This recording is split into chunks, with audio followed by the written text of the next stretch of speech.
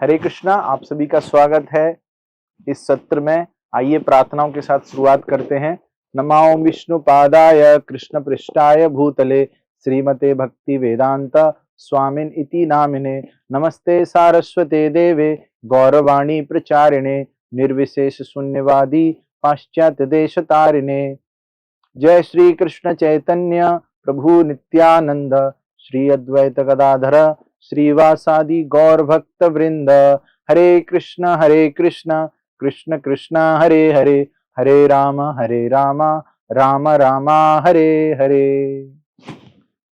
तो पिछले सत्र में हमने जाना कि किस प्रकार जो श्रीला प्रभुपाद के निर्देशों का यथारूप पालन नहीं करने के बाद पहले जो सिस्टम आया वो जोनल आचार्य सिस्टम आया, फिर गुरु रिफॉर्म आया, और उसी दौरान 1997 में जब जुलाई 9th डायरेक्टिव, जिसके बारे में किसी को पता ही नहीं था, वो जब निकल के आया और उसको जीबीसी ने उसको इस्कॉन में बैन कर दिया गया।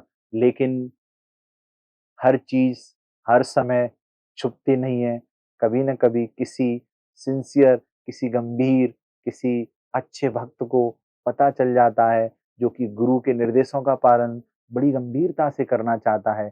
ऐसा ही कुछ हुआ इस स्टोरी में।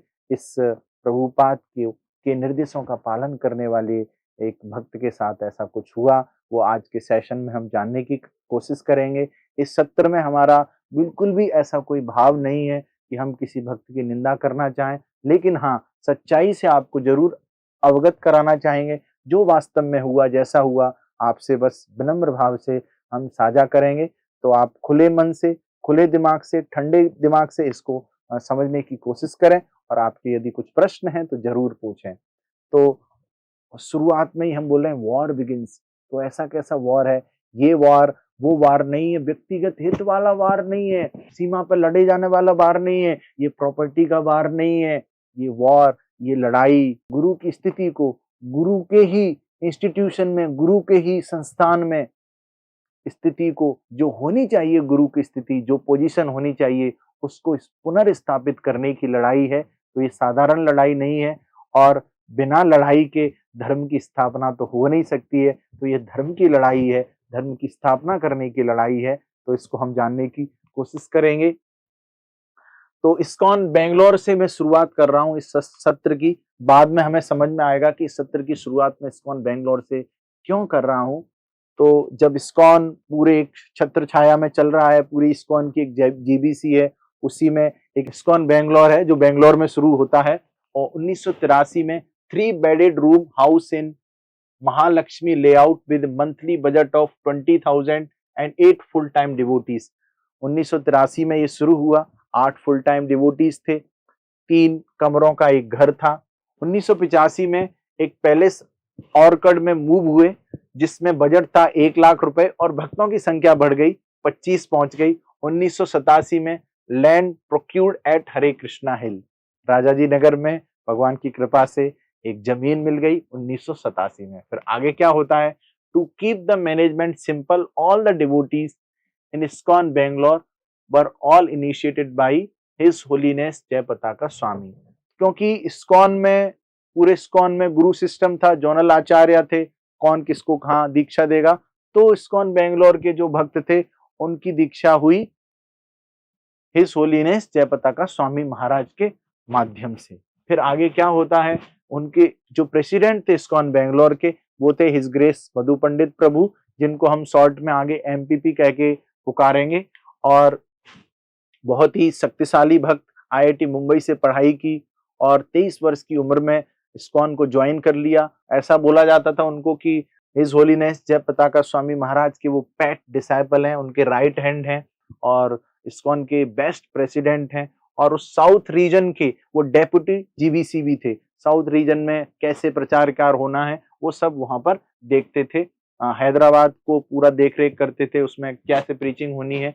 और जो वाइस प्रेसिडेंट थे वो हिज ग्रेस चंचलपति प्रभु, जिनको हम सीपीपी कह के पुकारेंगे।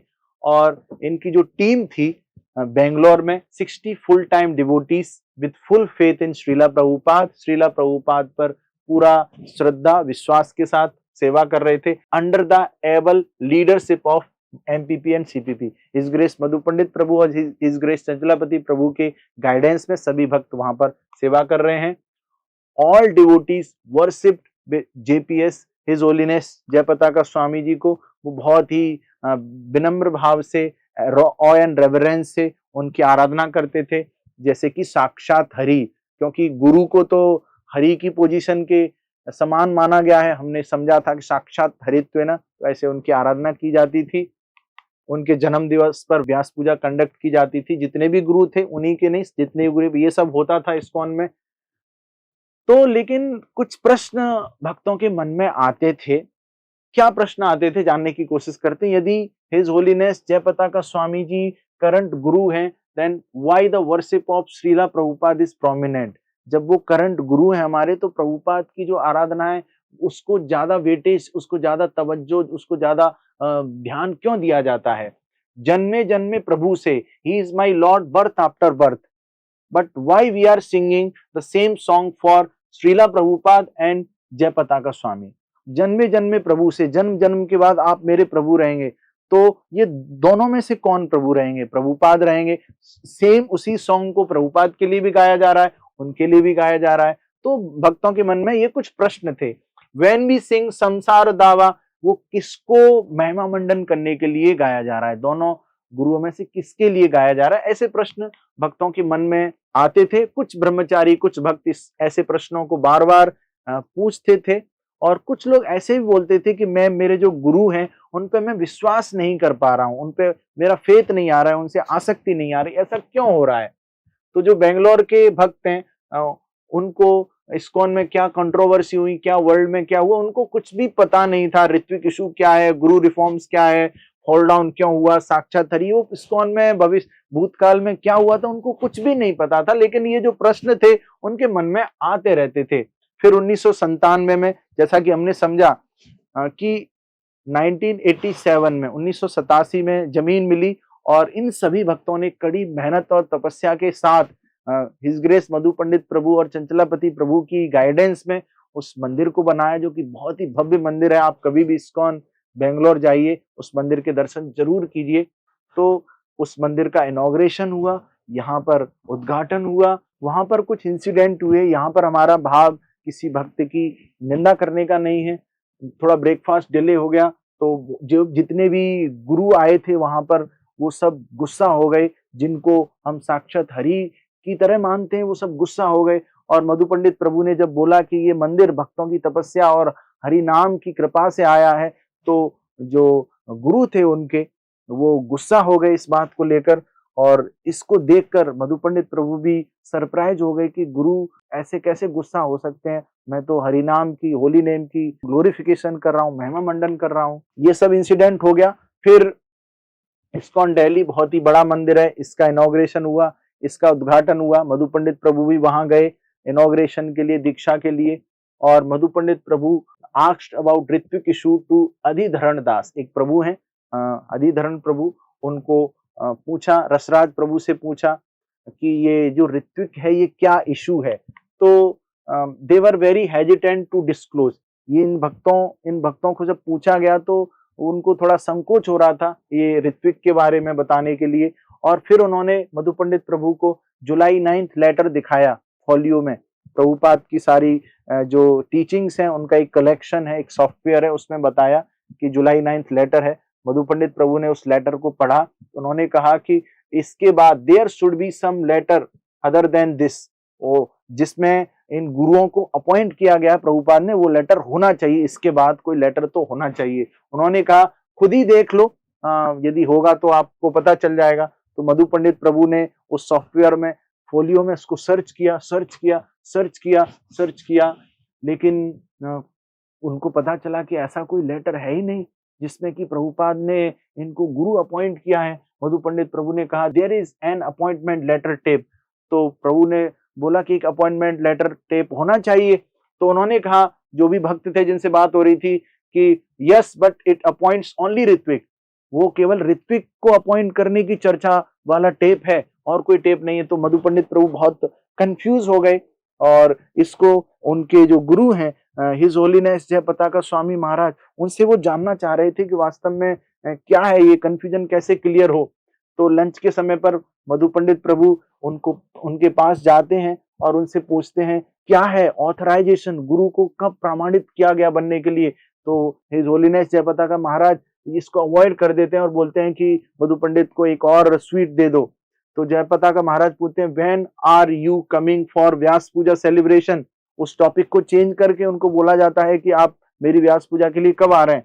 मधु पंडित प्रभु इन प्रश्नों के जाल में फंस के चले जाते हैं बेंगलोर लौटकर। फिर आगे क्या होता है हम समझने की कोशिश करते हैं। अब बहुत सारे ऐसे प्रश्न हैं जिनके उत्तर अभी तक नहीं मिले हैं कि गुरु भगवान के समान है, कैसे गुरु का फॉल डाउन हो सकता है, और how the fall down of gurus who are supposed to महाभागवत, जिनको महाभागवत कहा जाता है, जो भगवान के धाम से आते हैं, उनका फॉल डाउन कैसे हो सकता है, उनको तो परमहंस बोला जाता है। ये सब प्रश्नों के उत्तर उनको नहीं मिल रहे हैं। How can Prabhupada appoint such people as guru, Prabhupada कैसे ऐसे लोगों को गुरु बना सकते हैं जो जिनका फॉल डाउन हो रहा है, और किस किस तरह का फॉल डाउन हुआ। यदि डिटेल में जाएंगे तो हमें बोलने में भी बहुत संकोच आएगा और आपको सुनने में भी अच्छा नहीं लगेगा, तो हम डिटेल में नहीं जाएंगे। तो मधु पंडित प्रभु फाइनली व्यास पूजा के लिए मायापुर जाते हैं। एक प्रभु हैं सर्वेश्वर, उनके साथ वो ट्रेवल करते हैं। सर्वेश्वर प्रभु ने इनको एडवाइस किया कि केयरफुल रहना, कोई अपराध ना हो जाए आपको इस गुरु इशू से संबंधित किसी टॉपिक से चर्चा करते समय। हिज ग्रेस दयाराम प्रभु से भी उन्होंने मायापुर में चर्चा की, जो कि मधु पंडित प्रभु के आईआईटी में जूनियर थे। मधु पंडित प्रभु के 4 साल बाद उनकी दीक्षा हुई थी हिज होलीनेस जयपताका स्वामी महाराज से। ही सेड, उन्होंने कहा इट इज कंट्रोवर्सी सिंस 1987। तो जब दयाराम प्रभु से पूछा गया तो उन्होंने कहा कि ये 1987 से कंट्रोवर्सी है ये गुरु इशू वाली। तो जीबीसी मीटिंग हुई मायापुर में और उसमें से कुछ भक्तों के ग्रुप ने कहा कि प्रभुपाद हम सबके गुरु हैं। मधु पंडित प्रभु ने पूछा, पुरुषोत्तम स्वामी से पूछा, उनके जो सन्यासी डिसाइपल थे हिज होलीनेस जयपताका स्वामी के जो सन्यासी डिसाइपल थे उनसे पूछा। He rejected it at as envious people. उन्होंने कुछ लोग हैं जो ईर्ष्या कर रहे हैं, वो सब ऐसे बोल रहे हैं कि प्रभुपाद ही गुरु हैं। He said appointment tape was there. तो उन्होंने कहा कि अपॉइंटमेंट टेप था जिसमें प्रभुपाद ने बोला कि ये गुरु बने हैं। तो मधु पंडित प्रभु ने इस बात पर विश्वास कर लिया। तो लेकिन ये जो कंफ्यूजन था हिज ग्रेस मधु पंडित प्रभु के मन में चल रहा है, तो वो उस कंफ्यूजन के कारण व्यास पूजा को अटेंड नहीं करते हैं। इवनिंग प्रोग्राम में जयपताका स्वामी महाराज उनको बुलाते हैं और उनके पास बिठाते हैं, और उसके बाद मधु पंडित प्रभु थोड़ा इरिटेटेड फील कर रहे हैं कि मेरे प्रश्नों के उत्तर क्यों नहीं दिए जाते हैं। तो वहां पर स्थितियां थोड़ी बदल गई हैं, क्योंकि एक शिष्य जिसने पूरी श्रद्धा और भक्ति के साथ उनकी सेवा की वर्षों तक, और अब जब उनसे कोई प्रश्न पूछ रहा है तो उनके प्रश्नों का उत्तर नहीं दिया जा रहा है, उनको घुमाया जा रहा है। तो यहाँ पर ये कंफ्यूजन शुरू हो गया है, ड्रामा शुरू हो गया है। फिर से मधु पंडित प्रभु जब बेंगलोर लौट के आते हैं, वो फोलियो में सॉफ्टवेयर में फिर से पढ़ाई करते हैं और फाइनल ऑर्डर को डिटेल में समझते हैं कि वास्तव में श्रीला प्रभुपाद ने किसी को गुरु नहीं बनाया है। जुलाई 9 लेटर के बाद कोई भी ऐसा लेटर नहीं है, कोई ऐसा टेप नहीं है, कोई ऐसा वार्तालाप नहीं है, कॉन्वर्जेशन नहीं है जिसमें ये बोला गया हो कि अब आप गुरु बन जाओ, आप गुरु बन जाओ।